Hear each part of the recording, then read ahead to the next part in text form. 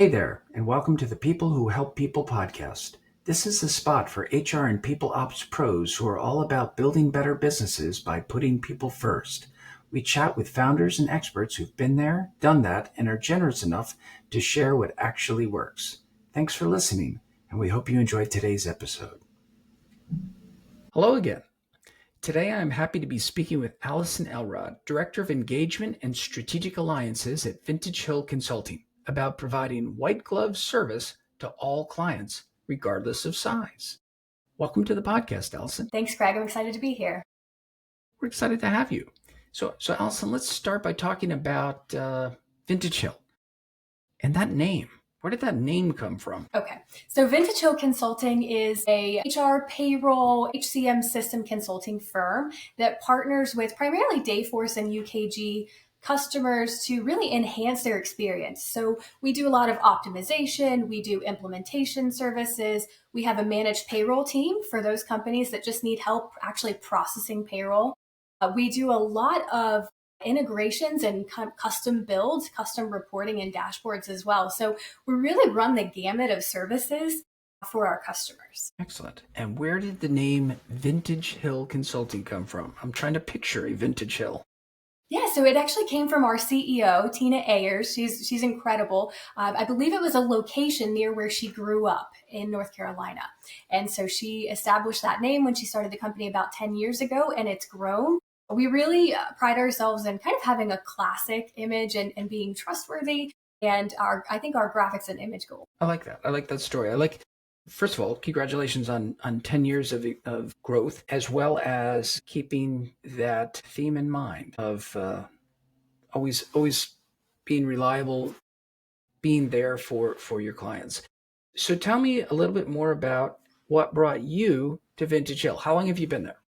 Sure. So I've been with Vintage Hill for about a year and a half. I came from one of the big tech companies in the industry, one of our partners, and had a great experience. But I actually met our CEO. It was kind of a fun story, Craig. I was working at this big tech industry, and one of my good friends came to Vintage Hill and absolutely loved their experience. So we had a conversation, and she said, "You should meet my CEO." And I thought, well, that's kind of a strange request. Why would I do that? I was really content and happy in my role. She said, no, trust me, you're going to love her. You should really come meet her. And so we did. We set up a conversation and we spoke for well over an hour just about the industry, the world, our beliefs, our leadership styles, really what we believe in delivering for customers. And at the end of that call, she said, hey, this is wonderful, but I don't have any openings for right now. And I said, that's great. I don't actually need a job. I have a great role. I'm very happy. Thank you so much. Let's keep in touch. And 5 days later, she called me with an offer and said, hey, I really would like for you to come manage this practice. And I did. It felt like the right fit because it felt like the right people.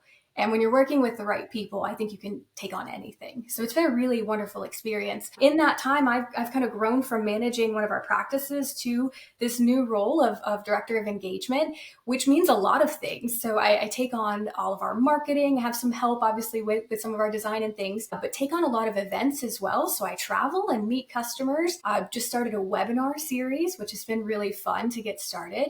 We do a lot of on-site events. So we have some user groups where we fly out and meet with customers and talk about the things that are really important to them. And that's helpful because in some ways, we can impart some wisdom and knowledge from what we've seen, but we're also learning so much along the way from what our customers are seeing in their day-to-day life. And that's invaluable to us. I think the biggest surprise to me in this role is the engagement I have with some of our pre-sales and pre-sales consulting. My background is pretty technical. I'm a consultant by trade and have been for a number of years. Prior to consulting, I was actually a customer of these big tech companies. And so I processed payroll for them. I managed HR. So moving into the consulting world and then to leadership and then to here has been kind of a natural progression, which has led into a lot of pre-sales discussions. And I think that's really helpful because we can have very technical conversations before we go down the road of let's sell something, right? We can have a conversation of what's the best option for our customers? How can we make this work in the best way possible in their budget? And what can our team really provide that's going to be a great value to them? I really like that career path, and I've heard that before. So many times we start from running something and loving a product to going to work for the team that provides that client to more customers. We experienced in one company, we helped many companies adopt that product. Clearly, you showed leadership potential, and they were smart enough to put you into a leadership role. And then Tina came along and snagged you and said, "Hold on, I need this talent on my team." But then she was smart enough, put you first into practice, so you know what you deliver to your clients, but then recognize you can have this even bigger impact as a director of engagement and strategic alliances. So I heard the engagement piece from engaging through the webinar and the travel and the series, etc., the pre-sales piece. Talk to me about the strategic alliances. Sure. So essentially, that means that I'm taking point on a lot of partnerships and a lot of conversations with partnerships. So our partnership with our big tech partners, Dayforce and UKG, making sure that we're really cultivating those relationships. So it's symbiotic. We want to be beneficial in every way that we can, and we know that our partners want to benefit us as well. So making sure that we're having those conversations, but also partnering with other firms and where that makes sense. So maybe there's an opportunity, an area where we don't necessarily either have the presence. So maybe we partner with another firm. And so we would take on those types of conversations. For me, the strategic alliances piece has really just been about communicating our mission, communicating who we are, and partnering with others that we can really provide the best services. I think that's so smart. Oftentimes, as we grow, we hit these natural inflection points, right? Either, to your point, we don't have presence there, but there's somebody who wants our service. So a partnership can get you a local presence backed by your methodology or your tooling, your learning, etc. Or a partnership with the big tech providers can help you stay current on their next offering and bring that back to your clients. So it seems like a very virtuous circle that you've created. And it seems like Tina was very smart and you were very smart to create that role. How long have you been in that role? About 5 months. It's been a really great experience. It's interesting. We did not have anyone in this type of role previous to me coming on. So it was really I think a lot of conversations led to this idea. And so Tina and I talked for months about what would make sense and what are our missions and what are our goals and how are we going to get there. And, she's incredibly strategic. And I think our business development team is incredibly strategic. So we're always thinking about, not only how are we delivering today, but where are we 1 year from now? And if we're not thinking about that, we're not going to get there. So this is really the path to us delivering on our goals for 1 year from now, for 5 years from now, and really continuing to grow this organization. So it was a lot of conversations back and forth with her, with our VP of business development, and really determining what made the most sense. What I absolutely love about this is I was given an opportunity that I think is fairly unheard of. Tina said, "What do you think we need? Pitch it to me and let's go." And that's what we did. And so I was able to come up with a lot of ideas and partner with our teams and help really decide what would make the most sense, and have just been absolutely backed 100% by her, by our teams. It's been a really incredible experience. So keeping in mind our audience, other firms that provide services out to their customers who might be thinking, oh, does this type of role make sense for my organization? Or how big do I need to be before we can create a role like this? I'd like to ask you two follow-up questions. One, can you point to any metrics? I know it's only been 5 months, but anything where you're already seeing an impact for the business from the existence of your role. And two, if you could take on that second question of how big do you need to be to create a role like this? I think it was Sure. smart that you talked about it for a while and you were part of shaping what this role could be. But I want to hear about results. Absolutely. So the results have been really fantastic so far. And then to touch on the metrics piece, I think we've had 179% increase in engagement in LinkedIn and other social media. So that's a pretty big increase. We're obviously seeing increase in followers, but we're also seeing an increase in our business development team and in our sales, because I think our mission is being heard. Now, I won't take credit for that entirely. We have a brilliant team, but I do think getting out there and meeting other people has been really beneficial. Going to a lot of events, so things like the SHRM conference, the payroll.org conference. I was in Las Vegas earlier this week for part of HR Tech, for some other meetings around that. We'll be at the Dayforce Discover conference, the UKG Aspire conference. We get out there and meet a lot of new faces. And that in turn, after having conversations about what we could potentially do for them, really does start to turn into revenue for us. So it's been really beneficial. And again, it's only been 5 months, but I think we've seen a pretty big increase across the board, primarily in just engagement and awareness of our brand. So who is doing what you're doing before you stepped into this role? Who is going to all those events? Who is representing the company, etc.? Sure. So it was a real team effort. We had people really jumping in from various teams, right? So we had our director of services taking on certain areas of what I do. We had our sales team taking on a lot of areas of what I do. Speaking of things like campaigns, putting together our campaigns and our graphics and delivery of those. We had consultants, and we still do have consultants heavily engaged with our outreach, because I think it's really important for people to understand who we are. And you get to know that by meeting our people. Our people are the core of who we are. So it really was a team effort, and it's come together in a really beautiful way. What's wonderful is that I've been able to take on a lot of these things to let some other team members, take a step back and focus on their role. And we're growing in a way that's necessary and that makes sense. So to touch on the second half of your question earlier, I don't know that there's a sweet spot. No, I wouldn't say there's a number of employees or a number of accounts or a number of revenue that you would have to have for a role like this. I think of it as we have been on this precipice, on this brink of just taking off for a long time. And we hit the point where that was such a realistic idea that we really could hit the ground and run with someone in this role and make a big impact. So for us, it was we've been heading in this direction for a very long time. It's hard to quantify what maybe those metrics would be, but our consultants are delivering across the board. Our reviews are wonderful. And we've grown to this point where this is, I wouldn't say, something required, but something that's just going to continue to help us grow. So you had mentioned as you were planning this, it was all part of the strategic plan for the next year, the next 5 years. You mentioned growth. What's the dream scenario? Yeah, I think the dream scenario is to keep doing what we're doing on a larger scale, because we really pride ourselves in our relationship with our customers. We don't want to abandon what we've done in these last 10 years. That's critical to who we are as an organization. But what we can do is we can offer what we do, our services and our partnership and its relationship that we have with more and new businesses along the way. So our goal is to stay the path of what we've been doing, but to just continue to scale that up. So there's a danger when you scale that scaling becomes an end unto itself.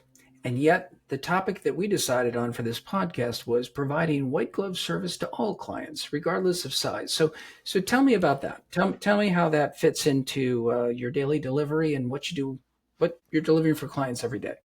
Absolutely. So, when we think of our clients and we think of the different needs that they have, there's a couple of ways you can think about scale, right? You can think about large clients being large employee count, small clients being small employee count. You could think about it in terms of project as well. We may have a very large project that's implementing an entire suite of products, or we could have something like creating one custom report. And so the scale can vary, right, based on the customer and their needs. What doesn't vary and what never changes is our guiding principle, which is every customer receives white glove service, because we're really invested in building a relationship. So the difference is how we plan and how we resource, not how we deliver. And I think that's been really beneficial in keeping our existing customers along with us. We've had a lot of groups that we've been partnering with for 5 or 6 years at this point, and we're still continuing to partner with them.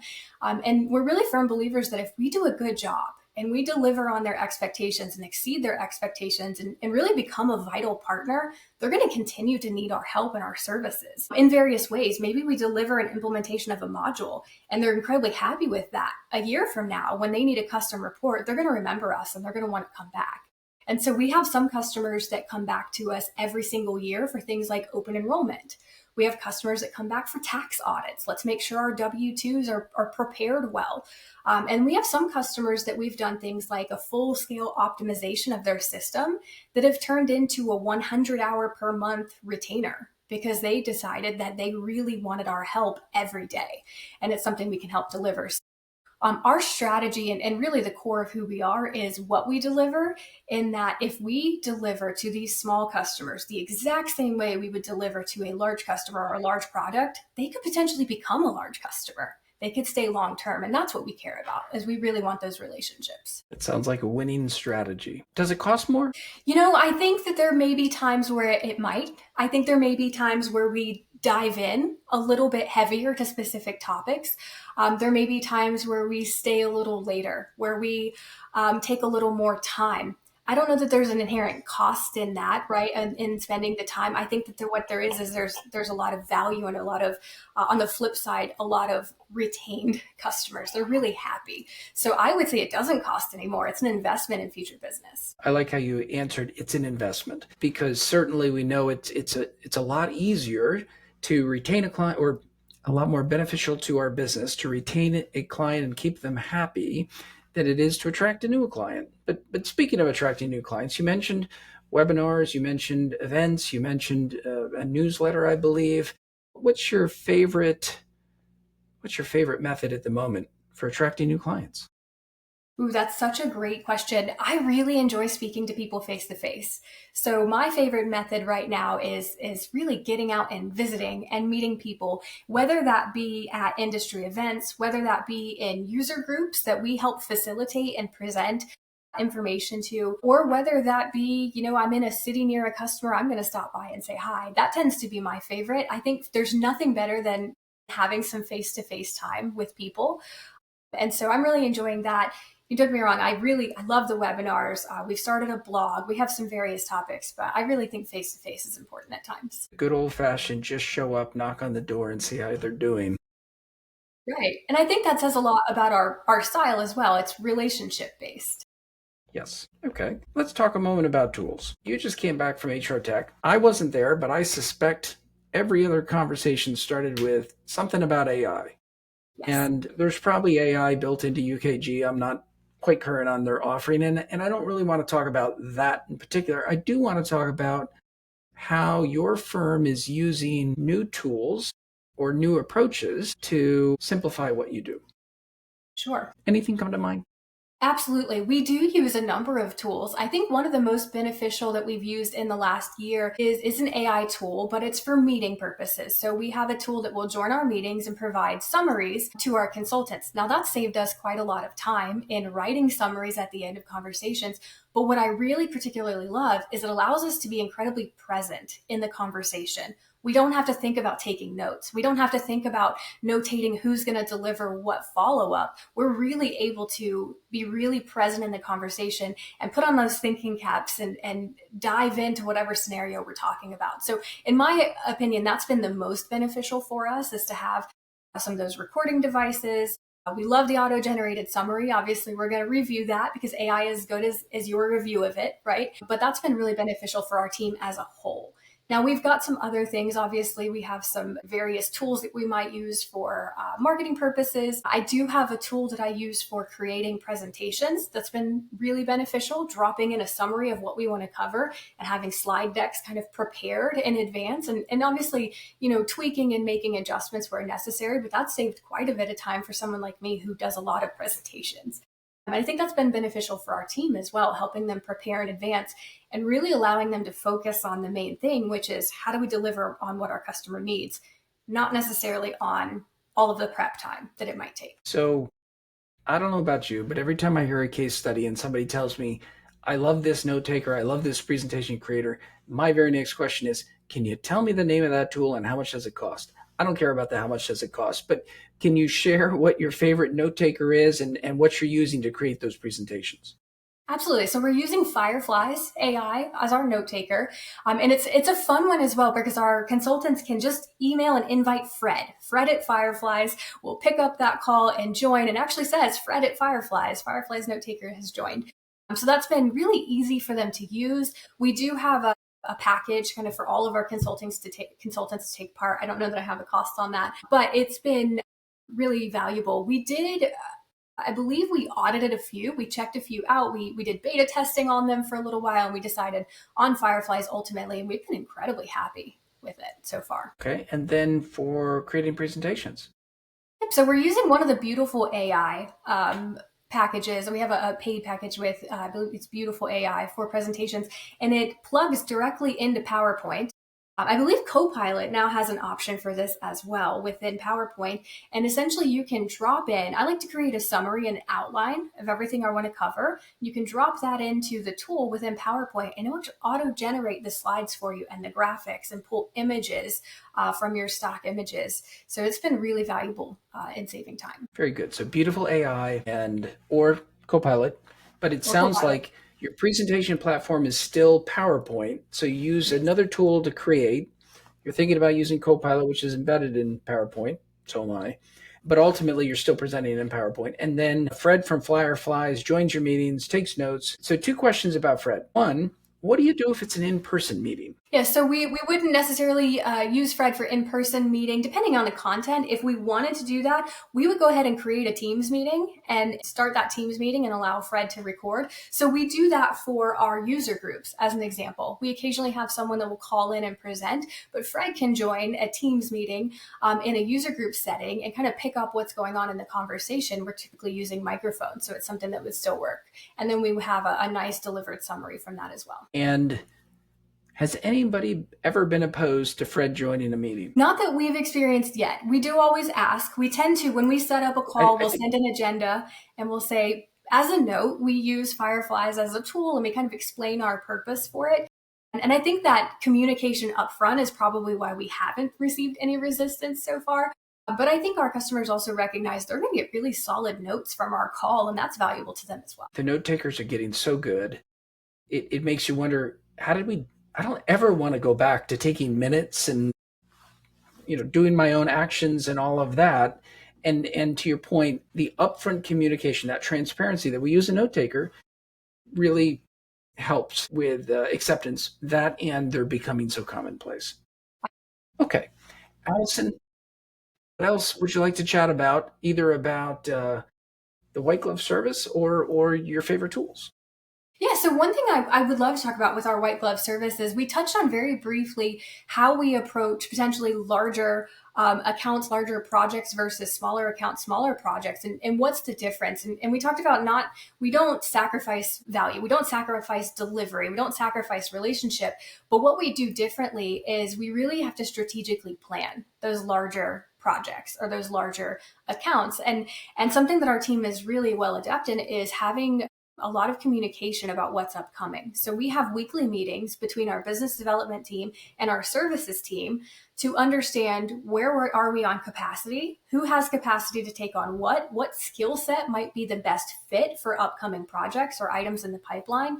And we're always aware of where we stand. And that way we can really communicate well to customers on start date, on things like who would be included in the project. So we may have some projects that have multiple consultants and a project manager and a leader. Maybe our customer success director is going to join and make sure that we're staying communicative across the board. So that, I think, strategy in that, making sure our teams are always communicating has also paid off really a really high dividends for us. We don't tend to get into positions where we can't deliver something that we've promised. We would never set that up. But that communication has been key. That is a tricky thing to balance when you're running multiple projects simultaneously, and you don't want to necessarily bring on additional talent when you know a certain person is going to be rolling off soon. So you want to bring the very best talent, of course, to every project.